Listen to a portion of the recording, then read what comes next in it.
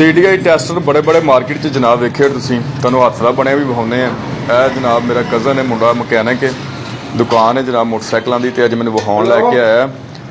कहना उस्ताद जी वेखो जरा मैं हत्थ नाल बनाया, कहना अंज तो बड़ा महंगा है। ऑन भी हुंदा जनाब, टोटल चैकअप उस तरह ही करदा जिस तरह मार्केट वाला अजकल मिल रहा ना तुहानूं 9-8-9-10 हज़ार रुपए का। ये उस तरह जनाब सारी चैकिंग करदा, पंसल कोयल, गुटका कोयल, प्लग कोयल, चाबी सुच, हर चीज़ जनाब टैस्ट करके दसेगा।